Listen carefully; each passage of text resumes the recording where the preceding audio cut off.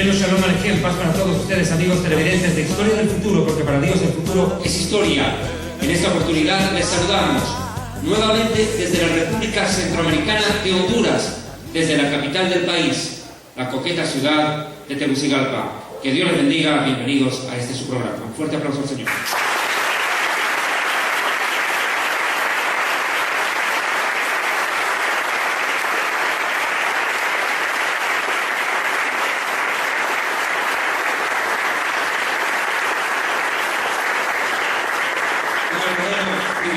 Ciertamente para mi persona poder estar en esta noble tierra centroamericana, la tierra de los catrachos. Dios bendiga a Honduras.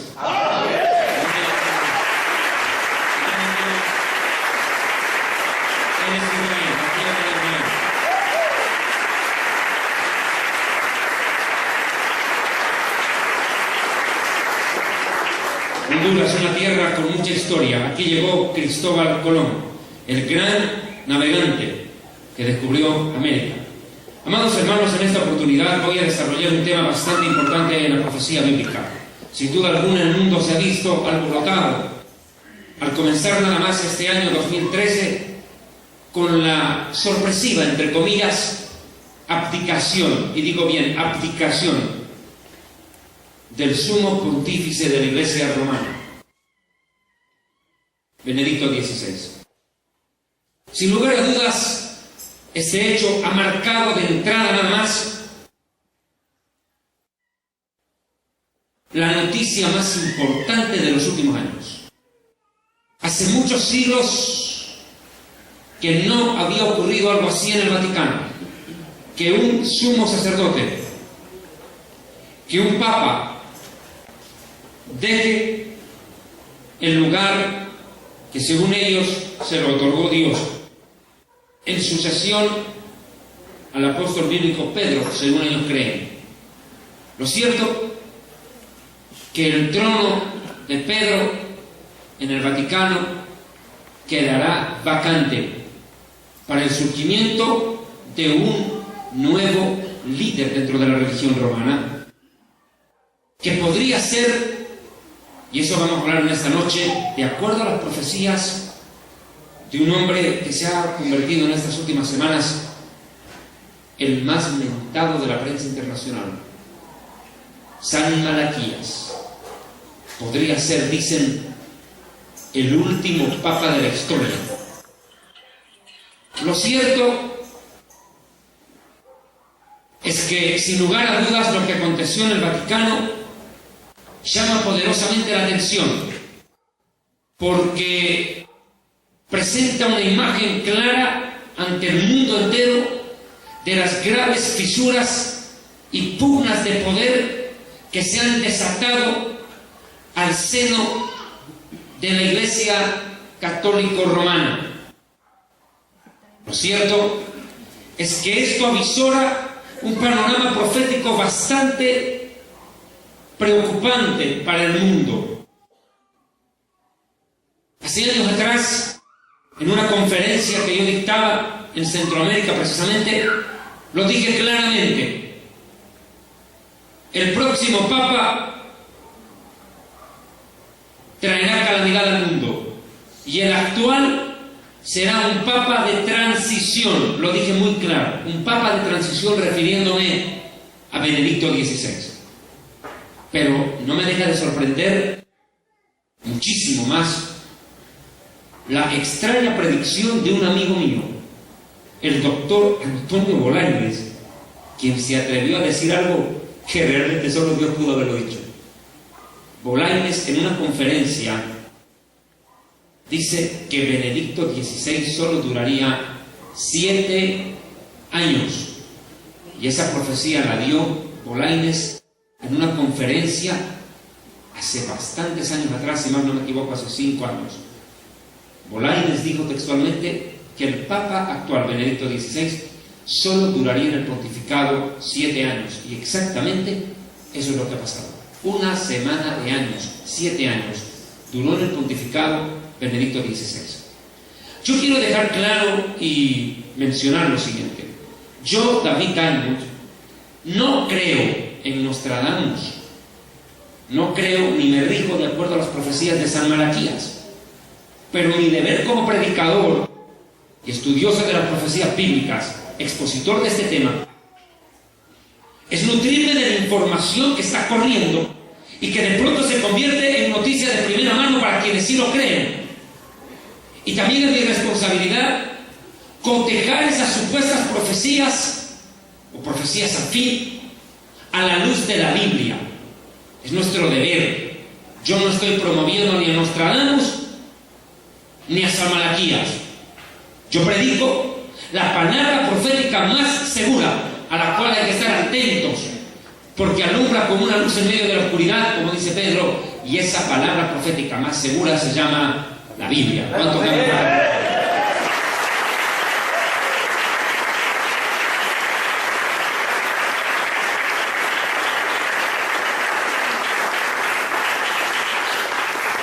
Hacia el año 325, y lo digo claramente en mi libro Historia del Futuro, en la página 218, en el año 325 de la era cristiana, Constantino, el emperador romano, que era un pagano perseguidor de cristianos y que se convirtió sorpresivamente, misteriosamente al cristianismo, porque según él dice y cuenta, él vio una cruz en el cielo y escuchó una voz que le dijo: con esto vencerás, y en efecto ganó una batalla. Constantino, a partir de ese momento, se convierte al cristianismo y deja de perseguir y de masacrar a los cristianos e vuelca el pastel. Ahora ya no perseguía a los cristianos, perseguía a los que no querían ser cristianos. Se volcó el pastel. Y este emperador romano, Constantino, más que con el corazón, con el ojo político y el cerebro del estadista, dice: bueno, aquí en el Imperio Romano tenemos demasiadas religiones, cada cual tiene su creencia, y encima surge el cristianismo, y el cristianismo está creciendo a una gran velocidad. Yo mato a un cristiano y se convierte en 10, es todo un problema para mí esta situación, no la puedo manejar. Entonces, dice él, en un excelente cálculo político, Constantino, dice: ok, prefiero que todos se conviertan al cristianismo y no que el cristianismo me crezca, se me multiplique y me divida el imperio. Una gran jugada maestra de ajedrez, la de Constantino. Dejar de perseguir al cristianismo, que era la religión que más crecía en el Imperio Romano, convertirse a ella y ordenar que todas las religiones se sometan a la misma, para mantener cohesionado políticamente, escuche bien, políticamente el Imperio Romano. Lo que les estoy diciendo es que la creación y el surgimiento de la Iglesia Católica Romana no fue una obra del Espíritu Santo, fue una decisión pragmática de un hombre con una capacidad política y visionaria impresionante. Definitivamente, lo que dio origen a la Iglesia romana fue el deseo y la ambición del poder político, no la dirección del Espíritu Santo. Constantino, el gobernador, decide crear una nueva religión, el Sacrosanto Imperio Romano, prácticamente. Y ya no los mantiene unidos bajo su figura política. A eso le añade otro factor: la religión, la espiritualidad. Entonces se convierte en la religión oficial del imperio, el cristianismo, pero un cristianismo idólatra y pagano, que nada tiene que ver con el cristianismo que predicó el Hijo de Dios.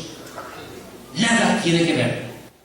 Y lo digo con todo respeto a mis amigos católicos. El catolicismo es una deformación espiritual y doctrinal del cristianismo bíblico. Es una deformación espiritual y doctrinal del verdadero cristianismo que predicó Jesús, que nunca va a ver en la Biblia a los apóstoles o al mismísimo Jesús yéndole a encender velas a la Virgencita y rezando el rosario. Es una nada, no existe en la Biblia. Es una deformación, porque la Biblia prohíbe eso, porque cometen el delito o pecado de idolatría quienes lo practicaron. Ahora escúchenme. Entonces Constantino, en el año 325, convoca a los más importantes jerarcas de su imperio en un concilio, al cual él denominó el concilio de Nicea. Y es allí, en honor a la verdad de la historia, en el concilio de Nicea, donde se reúnen para resolver los problemas teológicos que se habían suscitado dentro del imperio en el momento en que Constantino deja de perseguir cristianos para disque haberse convertido a la religión cristiana. Tiene que arreglar y recomponer, decide unir en torno a él en este concilio la figura política que ya la tenía, él ya tenía el poder político en el imperio romano, y dice: ahora voy a unir el poder espiritual, pero no se lo voy a delegar a otro, ahora lo voy a ejercer yo. Entonces Constantino asume el poder político y el poder religioso. O sea, lo que Jesús dijo a él no le entró en el oído ni en la cabeza, menos en el corazón. Que al César se dé lo que es del César y a Dios lo que se dé lo que es de Dios. Que no se mezcle nunca la política con la religión, porque cuando usted mezcla política con religión, usted está jugando con fuego, y las cosas, cuando ocurren en sí, pierden el propósito para el cual fueron hechas por Dios. Fusionar la política con la religión es una aberración ante los ojos de Dios. Pero Constantino dice: a mí no me importa eso. Yo voy a crear mi propia versión del cristianismo, donde yo seré el César, el emperador, y al mismo tiempo el sumo sacerdote de la religión que acababa de crear. O sea, ahí por primera vez el primer papa es Constantino, nunca Pedro. Pedro, es más, ni se enteró que lo habían nombrado papa en vida. Muchos dicen: pero Pedro, sobre esta roca fundaré la iglesia, ¿no? ¿Cómo Jesús iba a poner a Pedro como responsable de la iglesia cuando Pedro los 10 minutos lo negó 3 veces? ¿Cómo iba a endiosar a un hombre colocando sobre sus hombros la responsabilidad de la iglesia por todos los siglos? La declaración de Pedro, lo hemos dicho más de una vez en las conferencias, es el fundamento de la iglesia. La declaración de Pedro, no Pedro como persona. ¿Y qué fue lo que declaró Pedro cuando Jesús los reúne a sus discípulos y les dice: ¿quién dice la gente allá afuera que soy yo? Y le dice: bueno, unos dicen que tú eres Elías, otros dicen que eres Jeremías, inclusive que eres Juan, o uno de los profetas. Y Jesús les dice: o sea, no saben ni quién soy yo. Bueno, a ver, y ustedes, discípulos, apóstoles, seguidores míos, ¿quién creen que soy yo? Y Pedro levanta la voz en cuello y dice: tú eres el Hijo de Dios, el Mesías, el Hijo de Dios viviente.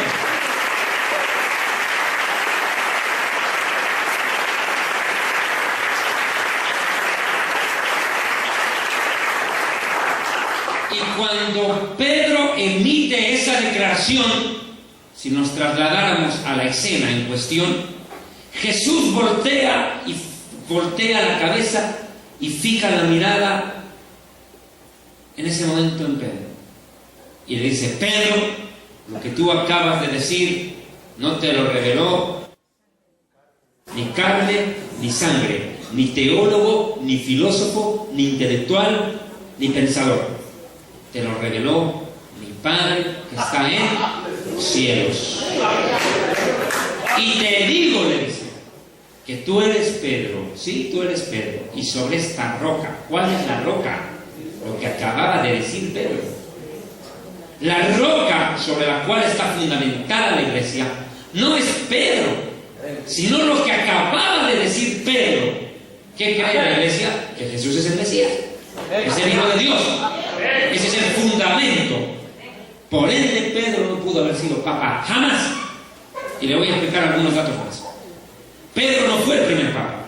Definitivamente, el pasaje bíblico apunta en el idioma original a todo, menos a que Pedro haya sido declarado por el mismísimo Jesús como papa. Eso no cabe en ningún momento en el contexto escritural de la Biblia. Es más, el mismo apóstol Pedro se encargó de desmentir el papado al cual le quieren hacer cargo los líderes religiosos de Roma. ¿En qué momento el apóstol Pedro niega ser el papa? En 1 de Pedro 2:4, Pedro dice: acercándose a Jesús, la piedra viva, desechada ciertamente por los hombres, mas para Dios escogida y preciosa. Es el mismo apóstol Pedro, en la primera epístola, que se encarga de desmentir, de decir: yo no soy el líder de la iglesia. La piedra no soy yo, la piedra viva es Él, el Hijo de la vida.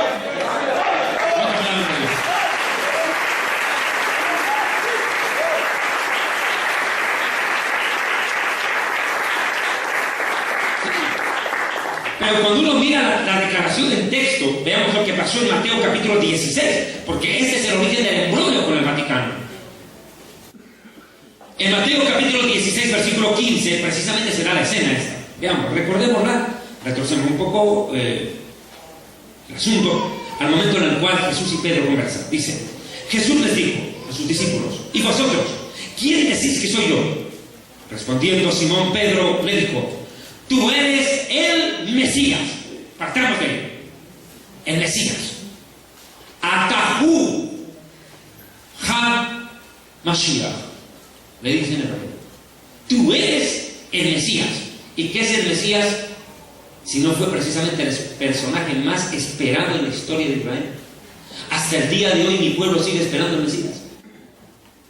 Muy pocos lo reconocieron. Y los que lo reconocieron lo hacen ahí en ese mismo momento, a través de Pedro.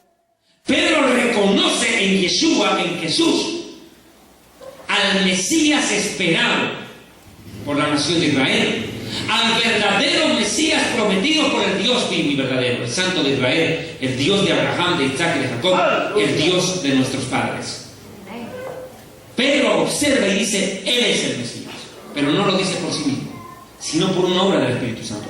Y no se conforma con reconocer el mesianismo que de Yeshua, que es mucho decir. No, añade otra declaración. Vea, es que lo que dijo Pedro no es cualquier cosa. Tú eres el Mesías, el Hijo del Dios viviente. Tremenda declaración. El Hijo del Dios viviente, el unigénito.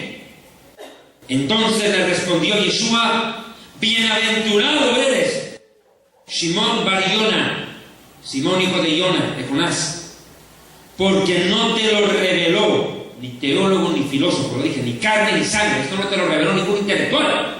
Esto no lo has ido a aprender a la universidad, sino mi Padre que está en los cielos.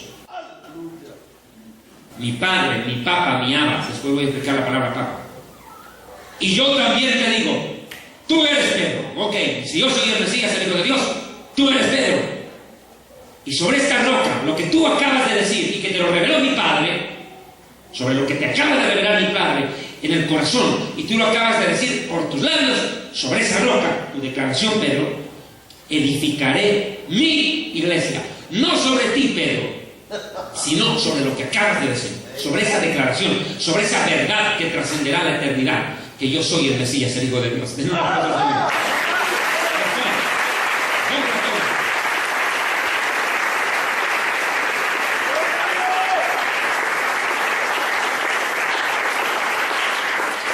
sobre esta roca edificaré mi iglesia, y las puertas del infierno no van a poder contra ella. Va a haber una guerra espiritual contra el infierno, pero el infierno será aplastado y vencido. Y te daré las llaves del reino de los cielos, iglesia, y todo lo que atares en la tierra será atado en los cielos, y todo lo que desatares en la tierra será desatado en los cielos. No le dice a Pedro que va a estar amarrando y desamarrando. No es que Pedro va a estar aburrido en el cielo entre que amarra y desamarra, como quien amarra un zapato. No es eso. En la iglesia, poder espiritual, es decir, te voy a dar poder espiritual a la iglesia sobre el infierno. Entonces mandó a sus discípulos que a nadie le dijeran que él, escuchen, que él es el Mesías. Les dijo: ya, ok, tú acabas de decir que yo soy el Mesías, Pedro, perfecto, pero ya no se lo digas a nadie, tranquilo, eso queda entre nosotros. Que quede ahí, ya está dicho. Yo quería saber lo que ustedes pensaban y ya lo sé. Pero Pablo hace otra declaración trascendental en la historia. Rav Shaul, el rabino Saulo de Tarso. Pablo, el gran teólogo del Brit Hadashah, del Nuevo Testamento. Este intelectual judío que tiene un encuentro con el Mesías hace una declaración también que no es de desestimar. El Ministerio Evangelístico Internacional Kedushá, Santidad, presenta Jerusalén y la Tierra Prometida, el plan de Dios para Israel y el fin de los tiempos en Historia del Futuro, porque para Dios el futuro es historia.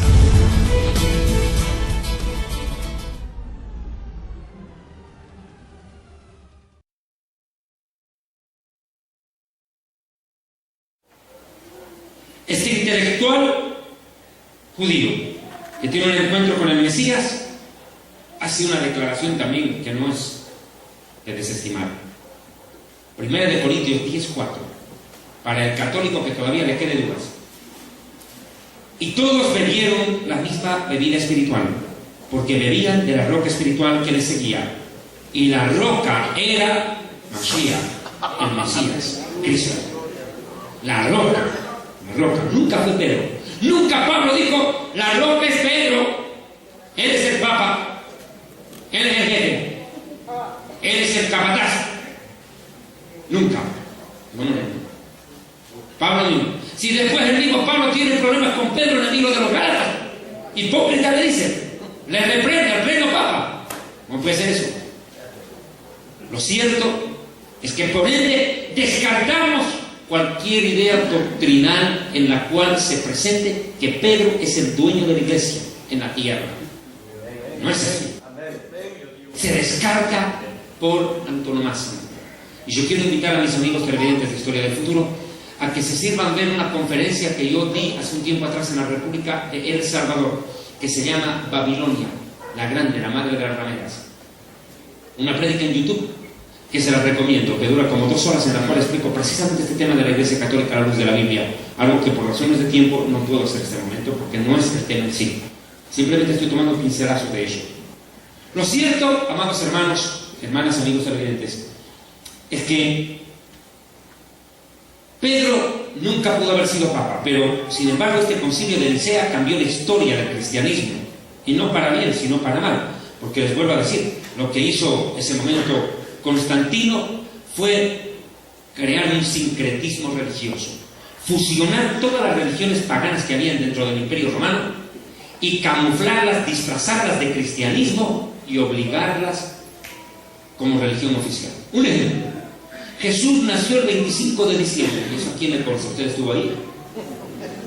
Usted vio la partida de nacimiento que dice Jesús nacido el 25 de diciembre a las 12 de la noche en Belén. ¿Qué celebraban los romanos en la época del imperio antes de que Cristo nazca? Ellos celebraban la Saturnalia romana, el solsticio, la fiesta del dios Baal. Ellos celebraban eso en esa semana. ¿Y qué hicieron? Cristianizaron esa costumbre pagana. Y dijeron, bueno, ya no es el sol, ahora va a ser el sol de justicia y listo, el Mesías. Eso hicieron, un sincretismo, mezclaron todas las religiones ahí. Hicieron una ensalada rusa ahí. Tremendo, mezclaron todo. Y para colmo, no bastándoles el cometer el terrible sacrilegio de mezclar lo santo de Dios con las religiones paganas e idolátricas del Imperio Romano, cometen la aberración mayúscula de añadirle ambición política. O sea, tergiversación de la Biblia, fusión a religiones paganas y diabólicas, más ambición política. O sea, eso no se puede llamar cristianismo, se llama lo que ellos mismos llaman catolicismo.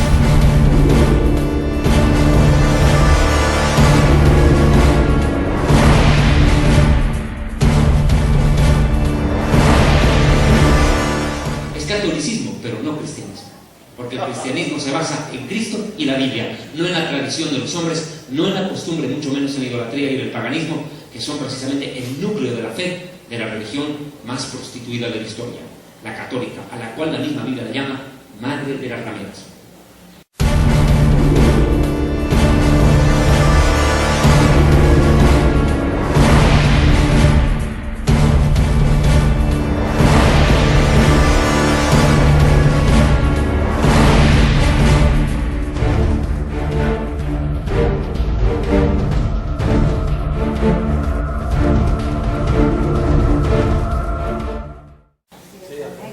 Yo sé que las declaraciones que estoy haciendo pueden sonar duras a los oídos de mis amigos católicos, pero lo lamento, mis amigos. Mi deber es golpear con la verdad, no acariciar con la mentira. Que le quede claro esto. El cristianismo católico romano, si quieren llamarlo así, fue reconocido como religión oficial del imperio por orden del emperador Constantino. Un dato interesante es que Constantino fue cabeza de la iglesia y a la vez era sacerdote pagano, o sea, que practicaba el cristianismo y a ocultas celebraba fiestas paganas en honor a sus dioses. O sea, él no dejó de creer en sus dioses, pero también creía en Jesús. Esto me suena mucho a los católicos que van a misa, se persignan, luego oran a Dios y después van donde el grupo. Ya, la misma sarna, el mismo virus. Posteriormente, Calixto fue nombrado obispo de Roma, pero su vida inmoral y corrupta lo hizo divagar en montones de herejías. A raíz de esto, el catolicismo se contaminó por completo y surge el papado como fusión del catolicismo con el paganismo más la mitología greco-romana. Esto es importante. A los dioses paganos de los griegos les cambiaron nombre. Por ejemplo, había un dios romano que se llamaba Maximón y después le llamaron San Simón. Expertos. Ahora, Pedro, ¿por qué no pudo haber sido papa? Primero, porque ya se había muerto mucho antes de que Constantino nazca. Pedro muere antes del año 70, cuando se destruye el templo de Jerusalén. Y Constantino aparece en el 300. O sea, Pedro nunca pudo haber estado presente en su coronación de papa. Lo repito, ni se enteró que lo habían declarado papa. Menos mal, lo escuchó la mano noticia. Pero Pedro no pudo haber sido papa porque para ser papa había que ser cura. ¿O no? Un católico de calle no puede ser papa, tiene que ser un cura. Pero para ser cura hay que ser célibe. No hay que tener esposa. Sin embargo, Pedro tuvo suegra.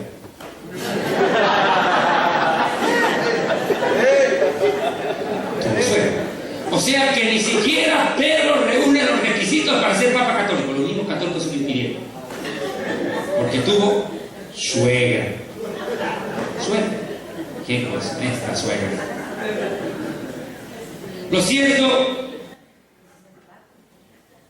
¿Y qué es el celibato? Qué buena pregunta. Es la abstinencia de relaciones sexuales de un hombre con una mujer para obedecer a Dios y dedicarse por completo al servicio del Creador. Eso es, pero por imposición. Y la Biblia, ¿sabe cómo lo llama?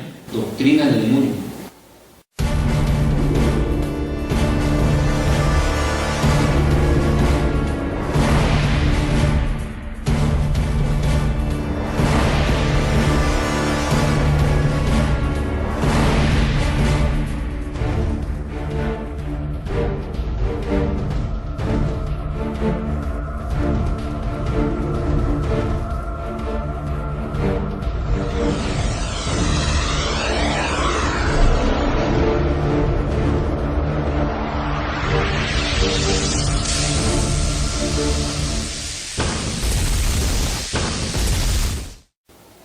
Timoteo 4, versos 1 en adelante, pero el Espíritu dice claramente que en los últimos días algunos hombres apostatarán de la fe, escuchando a doctrinas de demonios y espíritus de engaño, de hombres que teniendo cauterizada la conciencia prohibirán casarse. Prohibirán casarse. O sea que el celibato por imposición no es lo que le agrade a Dios. Y producto de eso, tienen lo que tienen. Imagínense. Si hombres casados que tienen esposa caen en relaciones sexuales ilícitas, imaginen estos tipos que no tienen don de continencia. Terrible. Si el rey David, siendo el rey David un hombre adorador, lleno del Espíritu Santo, en algún momento llegó a caer en adulterio, imagínense estos pobres curitas. Terrible. Lo cierto es de que, en honor a la verdad, ¿quién fue el primer papa al que se le dio el título de papa? ¿A quién? ¿A quién? Fue al obispo de Roma, Bonifacio III, en el año 607. Con altos honores se le declara papa, no yuca,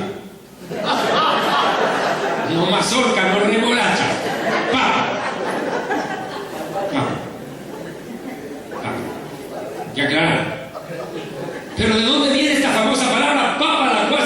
tan popular en el léxico.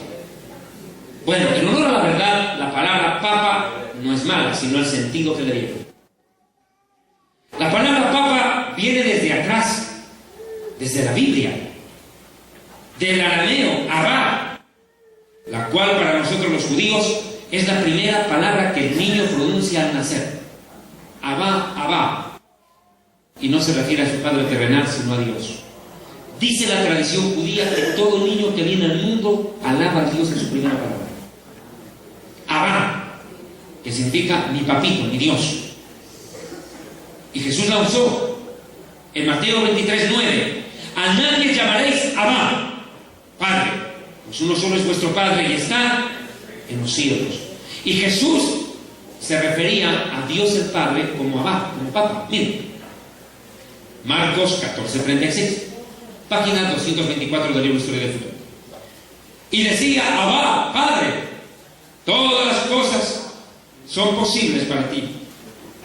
Y después, ese sentimiento de paternidad de nosotros hacia Dios, de amor hacia nuestro Padre, se ve patentizado cuando Romanos capítulo 8, versículo 15 dice: pues no habéis recibido el espíritu de esclavitud para estar otra vez en temor, sino que habéis recibido el espíritu de adopción, por el cual clamamos: Abba, Padre. Pero vuelvo a leer Mateo 23:9. Jesús dijo: a nadie llamaréis Papa. La palabra Abba en hebreo, perdón, en arameo, es traducida al latín como Papa y se le atribuye al líder de la iglesia romana, algo que por demás es una herejía, porque Jesús está diciendo que ese título solo le pertenece a Dios el Padre. Yo no tengo problema en decirle padre a mi papá terrenal, pues tú tampoco eres el papá, está bien, pero no en el sentido espiritual. Por ende, cuando un evangélico dice mi pastor es mi padre espiritual, está tan pagano, idólatra y loco como el católico que le dice padre al papa. Comete el mismo error. Ya no es el tatacura, ahora es el tatapastor, el taita. Porque el padre de los espíritus es Dios. La Biblia lo dice, el padre de los espíritus. Ahora aquí quiero llegar a esto. Ante la abdicación de Benedicto XVI, lamentablemente, con respeto lo digo, discúlpenme que sea un poco sarcástico, nuestros amigos católicos se quedaron huérfanos. Se quedaron sin papá. Su papá los despreció y cada cierto tiempo se quedan huérfanos o se sienten abandonados porque su padre ahorita como lo tengo ocultados. Pero nosotros tenemos un Padre que no es Dios. Gloria a Dios el Padre, al Dios vivo y verdadero, al Creador del universo, al Padre de nuestro Señor Jesús, es nuestro Padre. Que no es un papá que se muere o que renuncia a su lugar de papá. Imagínense Dios diciendo: no, yo no quiero ser padre, nada, me retiro del cargo. Que vive y si estamos fritos. Aleluya. No, y mis amigos católicos se quedaron en pocas palabras. Bueno, mire, pero la iglesia romana, con este papa, le ha tocado bailar con la más fea. Quiero hablar acerca de las profecías de este hombre llamado San Malaquías. ¿Quién fue este personaje? ¿De dónde salió? San Malaquías era un sacerdote católico que recibió una supuesta revelación del Espíritu de Dios. Aquí yo hago una puntualización. Personalmente, el Espíritu Santo no le dirigiría en una revelación de semejante tamaño a un idólatra. Eso yo tengo claro. El Espíritu Santo, cuando se reveló o Dios habló algo a alguien, dice la Biblia que Dios habló a los santos hombres. Santos, no idolatras. Vean el libro de Pedro, se lo voy a demostrar, porque yo quiero que me entiendan cómo es que llega una profecía. No es que una profecía viene porque usted se comió 4 tallarines, 8 cerdos, 27 patos y se pegó 8 naranjas y 9 vasos de leche y recibió una profecía. O sea, eso está bien que lo predique Cashmuna, Guillermo Maldonado, que entonces se tragarán que los tipos reciben revelaciones, pero más que diabólicas. Estamos hablando de revelación de verdad, no payasada. Mire lo que dice la Biblia. ¿Cómo es que llega una profecía? Mire, segunda de Pedro capítulo 1 cuenta cómo es que llegan las profecías y a quiénes le vienen. Segunda de Pedro, y no es Pedro Picapiedras, justo. Segunda de Pedro 1, verso 19. Tenemos también la palabra profética más segura, la cual hacéis bien en estar atentos como una antorcha que alumbra el lugar oscuro, hasta que el día esclarezca y el lucero de la mañana salga en vuestros corazones. Entendiendo primero esto, 2 puntos, clave esto, póngale cuidado amigo, que ninguna profecía de la Escritura es de interpretación privada. O sea que nadie puede agarrar un versículo de la Biblia y decir, esto Dios lo dijo por mí. Eso solo lo pudo haber dicho el Mesías, y Yeshua lo dijo. Cuando desenrolla el libro del profeta Isaías y dice, el Espíritu del Señor está sobre mí por cuanto me ha ungido a predicar buenas nuevas a los abatidos, Jesús dice, esto habla de mí, pero Él es quien para decirlo. Pero surge un loco trastornado diabólico llamado José Luis Miranda, de la secta 666, creciendo en desgracia, digo en gracia. Pero este personaje, este loco de acá, agarra un versículo de la Biblia en el libro de Timoteo que dice, porque hay un solo Dios y un solo mediador entre Dios y los hombres, Jesucristo hombre. Y dice, yo soy Jesucristo hombre, de mí habla. ¿Qué te fumaste? ¿Qué se habrá fumado? ¿Qué cosa habrá inhalado esa persona antes de decir semejante locura? O sea, la profecía no es de interpretación privada. No es que yo agarro un versículo de la Biblia y digo, no, es que Isaías hablaba de David año, Jeremías hablaba de David año. No, eso no se puede. Yo no puedo interpretar como privada una profecía escrita. Eso no es de interpretación privada. Porque nunca, ponga cuidado, nunca es nunca, pues, la profecía fue traída por voluntad humana, sino que los santos hombres de Dios, santos hombres de Dios, no dicen religiosos idólatras, dicen santos hombres, hablaron siendo inspirados no por la Virgen María, ni por la Virgen de Fátima, ni por la Guadalupe, ni la de Suyapa, ni por la Virgen de Copacabana,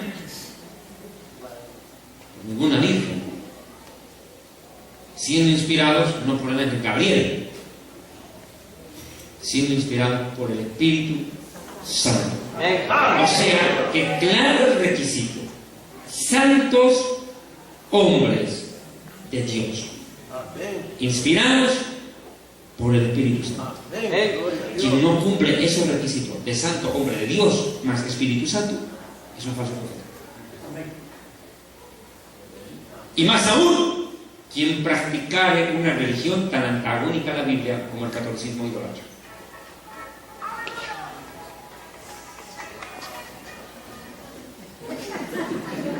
A la salida lo exorcizamos. Por lo menos su celular es apostólico. El celular de él es apostólico, pero no tanto como el mío. El mío mejor. Tiene usted llamada del cielo.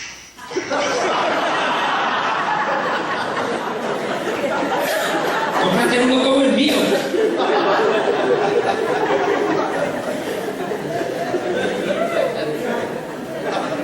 Bueno, lo cierto es que los santos hombres de Dios hablan siendo inspirados por el Espíritu Santo. Pero Malaquías, ¿quién lo inspiró? Lo cierto es que el diablo podrá ser diablo. Y el diablo, si hay algo que conoce muy bien en la Biblia, el diablo no es omnisciente, pero conoce el futuro. Porque el diablo no solo lee la Biblia, sino que es actor en la Biblia.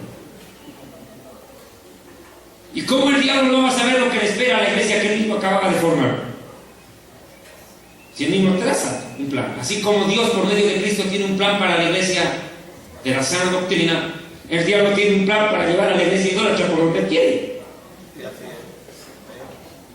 Lo cierto es de que San Malaquías, lo sepa o no lo sepa, este personaje anuncia el surgimiento de 112 papas en la historia romana. Todos concuerdan en que estamos en el Papa 111, Benedicto XVI, que viene en sucesión de Juan Pablo II, que tuvo un pontificado de 27 años y en el cual podríamos catalogarlo como el Papa más pagano e idólatra de la historia, sin lugar a dudas. Si ha habido un Papa católico que ha dispersado y diseminado la idolatría en el mundo, Juan Pablo II, donde ha llegado, ha declarado santos a cuantos ha encontrado. El Ministerio Evangelístico Internacional Kedushá, Santidad, presenta Jerusalén y la Tierra Prometida, el plan de Dios para Israel y el fin de los tiempos en Historia del Futuro, porque para Dios el futuro es historia.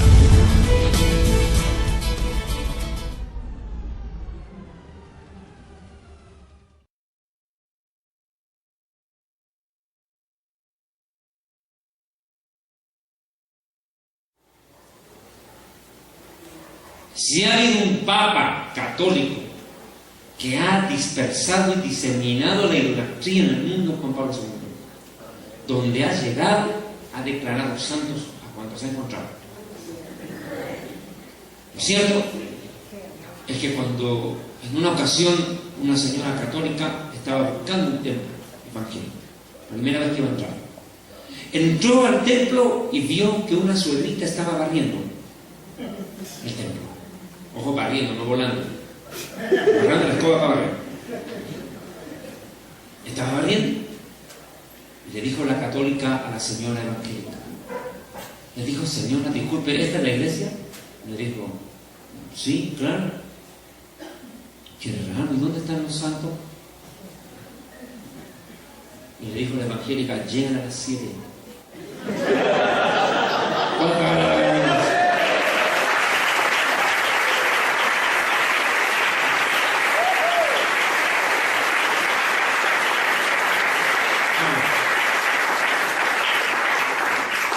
Es que en la iglesia falsa los santos son de mentiritas, son muñequitos.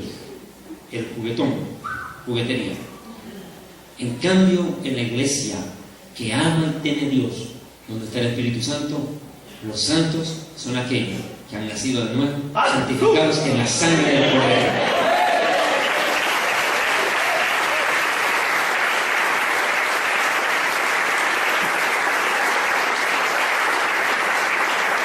Somos pueblo adquirido por Dios, nación santa. Y santo quiere decir apartado para Dios, no idólatra. O sea, puede ser.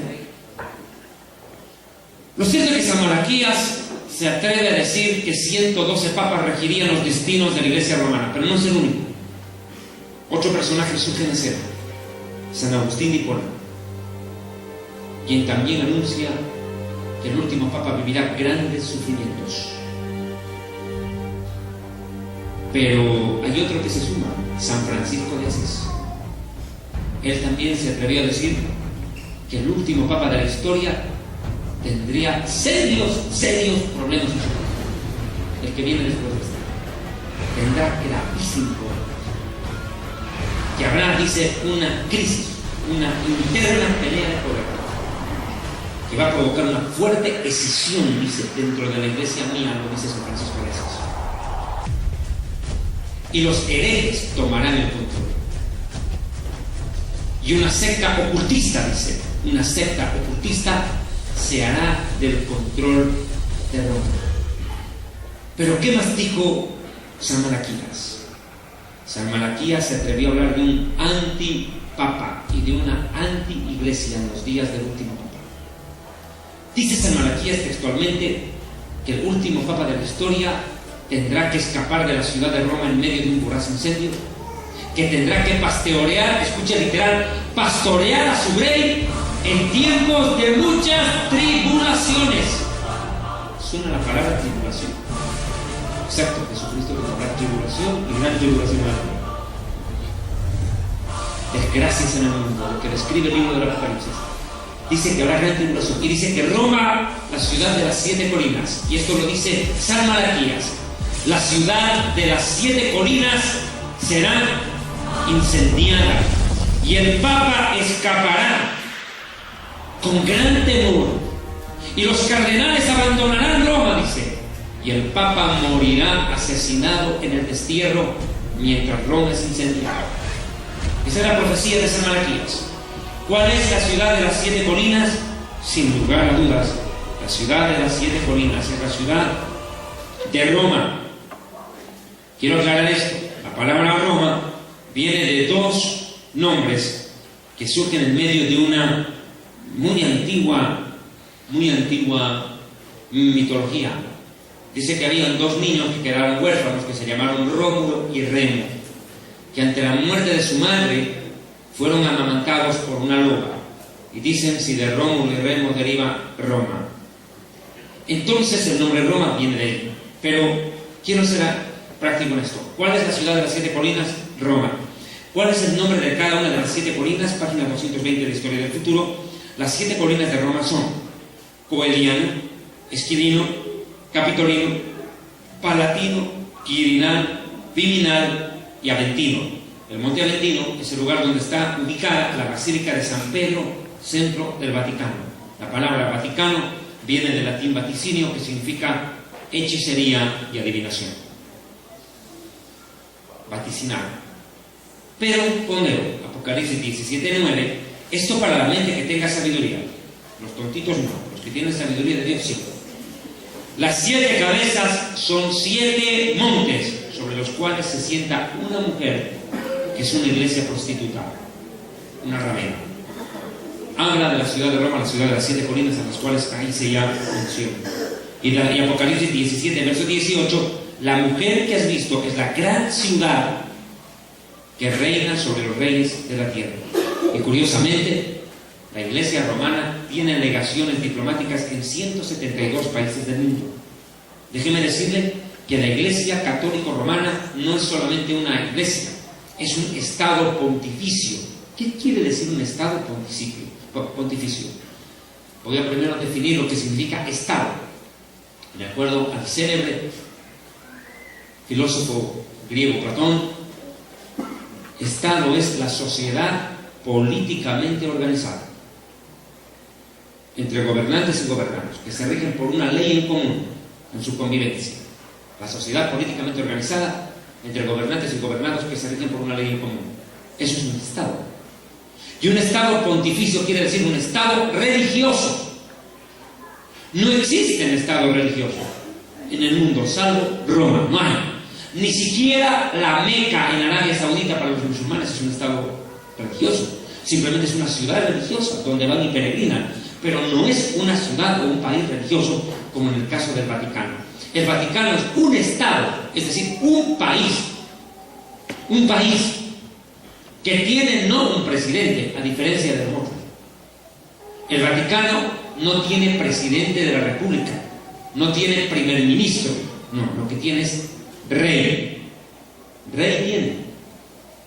Es igual que el rey de España, la reina de Inglaterra, el rey del Vaticano. Se llama, en este caso, Benedicto XVI. Es un rey, él no tiene un presidente. Por eso, aprovecho la aclaración, no se puede hablar de una renuncia del Papa en Roma. No se puede llamar renuncia, porque renuncia es un término que se aplica de presidentes para abajo. Pero los reyes nunca renuncian. Se llama abdicación. Abdicación. Y lo que ha habido en Roma en estos días es una abdicación papal, no una renuncia. No es que el Papa ha renunciado, ¿no? El Papa nunca renunció, abdicó, es otra cosa. Ese es el verbo correcto, abdicar, porque se refiere a un rey. ¿Cuáles son las razones que llevan a Benedicto XVI a dimitir? A abdicar. muchísimas razones. Sin lugar a dudas, una terrible pelea interna dentro del seno del imperio religioso de Roma. Unas declaraciones sorprendentes le han dado la vuelta al mundo, las de un periodista en la red RT, que vinieron como una confirmación a lo que yo desde un principio entendí, y lo digo con todo respeto y sencillez ante Dios y ante ustedes. Cuando yo leo la noticia de la abdicación del Papa en internet, lo primero que yo entiendo es que esto es un golpe de Estado. Literalmente lo que ha habido es, escúcheme bien, un golpe de Estado silencioso, orquestado desde lo más lúgubre, lo más profundo de la codicia y la ambición de poder que hay en algunos clérigos romanos que quieren hacerse control del papado. Porque Benedicto XVI no renuncia ni por enfermo ni por viejo, aunque se sabe que secretamente el año pasado él fue operado del corazón y le cambiaron las baterías del marcapaso. Nadie en el mundo se enteró de eso. Ahora recién salió a luz que se había operado, había pasado por cirugía, nadie se enteró. Pero lo cierto es de que salió 0 kilómetros de la operación. O sea, que el Papa estaba en la plenitud de su vitalidad después de esa operación. Él estaba en la capacidad de seguir al mando del Vaticano.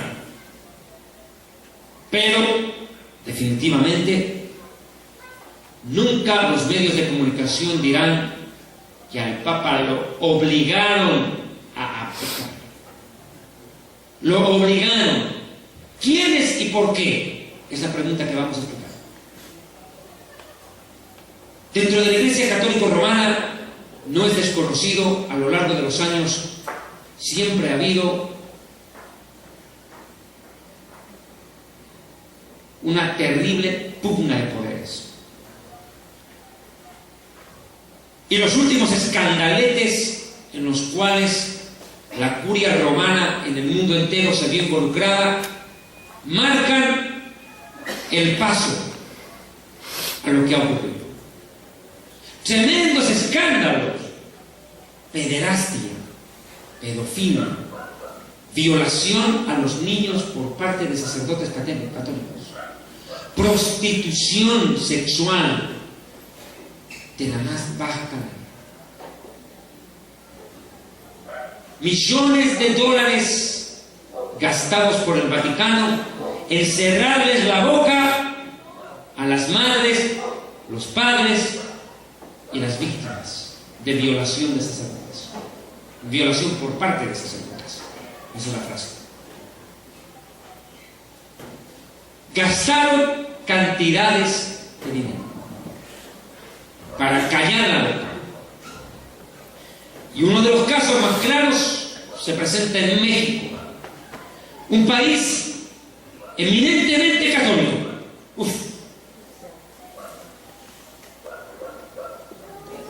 México,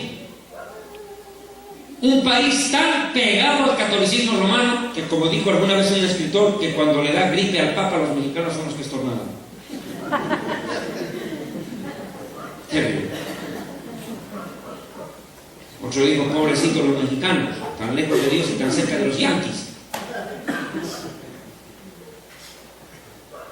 México, un país que recibió a Benedicto XVI con los brazos abiertos, pero se toparon con una cachetada en la cara. Porque si hay un país donde los sacerdotes violaron niños, es México. Cantidades de niños que denunciaron y otros callan. Lo cierto es que los padres de estos niños violados y las mismas víctimas que ya han crecido, en algunos casos, mandaron sendas cartas al Papa quejándose y pidiéndole que haga algo contra la violación a los niños por parte de sacerdotes. El Papa siendo oídos sordos, nunca respondió jamás a alguna misiva de estas palabras. Bueno, tuvieron una efímera alegría cuando se enteraron que Benedicto XVI venía a este lado del mundo, a América Latina, y decidía visitar México. Desesperadamente, por todos los medios posibles, aún tratando de burlar el protocolo, los padres y las víctimas intentaron tener una audiencia papal, que el Papa les reciba y los escuche. Pero el Papa no quiso tocar el tema, ni siquiera en los discursos. Nunca obvió, para él eso ni existió. Y considero yo, ese fue uno de los grandes errores del pontificado de Benedicto XVI. Porque si hay un país, lo digo una vez más, católico mayoritariamente, fanático de la religión católica, es México. Pero lo que hizo el Papa, yo creo, no será olvidado en la historia de México. No creo que los mexicanos sean tan insensatos de obligar tan rápido semejante ofensa. Lo cierto es que eso provocó una fuerte decepción entre el pueblo católico en México. Pero yo estoy consciente de que nada se le escapa al control del Espíritu Santo. Dios permitió ese desaire, porque no lo puedo llamar de otra manera, ese desaire, ese salvaje desprecio al dolor y la impotencia humana de estas familias víctimas de la pederastia de la curia romana, para que los ojos de miles de católicos se abran de repente y vuelquen sus ojos ya no al Papa, sino al Papá.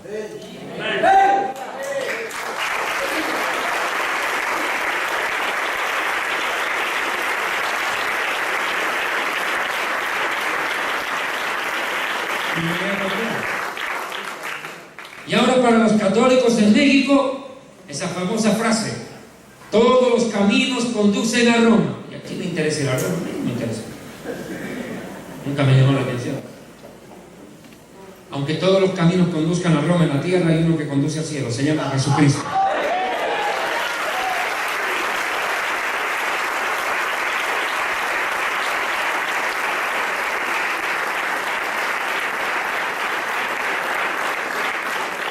Y tengo otro factor acá, amigo. Los católicos, lo dije hace rato en un tono jocoso, pobrecitos se quedaron sin papá, huérfanos de padre.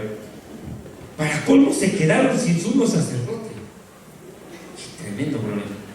Ellos le llaman el sumo pontífice, el sumo sacerdote de Roma. Que raro. La Biblia dice que hay un solo sumo sacerdote, el Hijo de Dios. La Biblia es clara y contundente. Dice que nuestro sumo sacerdote es Cristo. Lo dice la Biblia en Hebreos capítulo 4, verso 14. Por tanto, teniendo gran sumo sacerdote que traspasó los cielos, Yeshua, Jesús, el Hijo de Dios, retengamos nuestro llamado. O sea, que los católicos se quedaron sin papá y se quedaron sin hijo, que es el sumo sacerdote. Terrible. Porque usted sabía de que el Papa se usurpa la Trinidad. Papa, Padre, sumo sacerdote, o sea, Hijo, que es Cristo, el sumo sacerdote, representante de Dios en la tierra, vicario del Hijo de Dios, o sea, se cree el Espíritu Santo. Terrible herejía. O sea, se cree Padre, Hijo y Espíritu Santo al mismo tiempo. A la luz de la Biblia, terrible. Terrible. Ahora, aquí viene otro factor. ¿Qué va a pasar en Roma ante esto? Yo quiero, por favor, que escuchemos un video, este momento, que hemos preparado, en el cual un periodista de la televisión internacional se atreve a decir algo que yo no sé qué le cuesta a este hombre. Veamos, por favor, este reportaje que nos va a dejar helados. Escuche lo que dice. Hola Daniel, el pontificado de Benedicto XVI estuvo marcado por varios escándalos que dañaron la imagen de la Iglesia. ¿Esta decisión pertenece al propio pontífice o algo o alguien lo habría impulsado? Un elemento clave a tener en cuenta relacionado con la decisión del Papa de hoy es la lucha a muerte dentro de la Iglesia entre las fuerzas de la masonería y de la fe católica. Son cosas que no vamos a oír o escuchar mucho en los medios de comunicación de masa, pero desde luego es una cosa que va desde ya hace muchísimo tiempo atrás. Explico. El mundo está a punto de cambiarse para siempre. Lo que estamos viendo en directo, la destrucción global de la economía mundial, no es un accidente ni tampoco un error de cálculo cometido a consecuencia de los chanchullos de los políticos.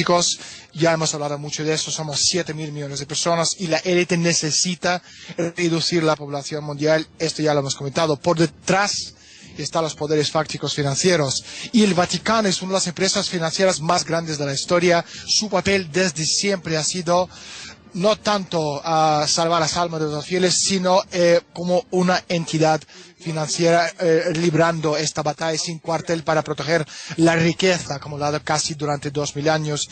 Igual si quieres llamarlo gobierno mundial o empresa mundial, sea, no tiene importancia, y en este campo el Vaticano es uno de los principales enemigos de algunos de las sociedades secretas más poderosas del mundo, y de ahí viene esta lucha entre el Vaticano, el Papa y la masonería, que está muy infiltrado dentro del Vaticano, y todos están luchando por los mismos intereses, hacerse con el control del mundo. Las almas en este juego es un acto secundario. Ahora la Iglesia, como ya he comentado, está desde siempre infiltrado por la masonería, y algunos de los puestos más importantes últimamente, ¿no?, los últimos décadas, ha sido en las manos de la masonería. Por ejemplo, Benedetto Argentieri, el patriarca de la Santa Sede, Cardenal Agustín Bella, el secretario del Estado y la figura más próxima al Papa con Juan XXIII y Pablo VI, Cardenal Sebastiano Baggio, el prefecto de la Sagrada Congregación de Obispos. Es una congregación importantísima porque nombra a los obispos nuevos.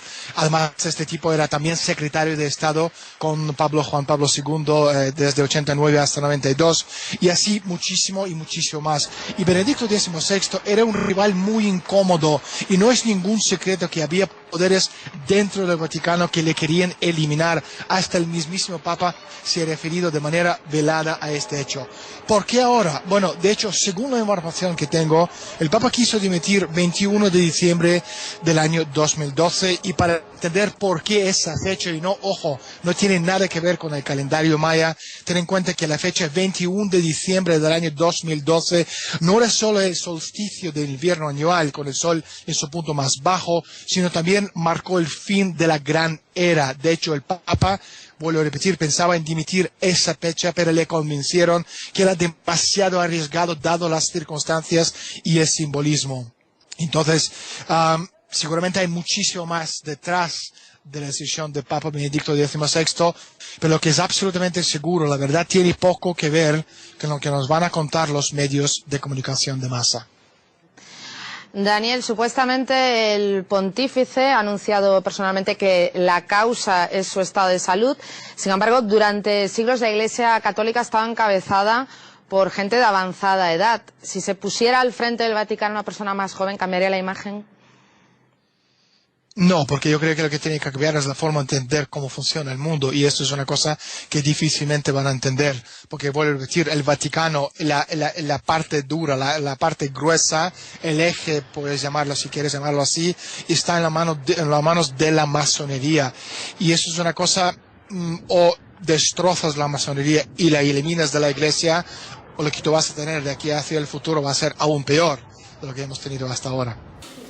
Como acabamos de ver en este video, la evidencia es clara.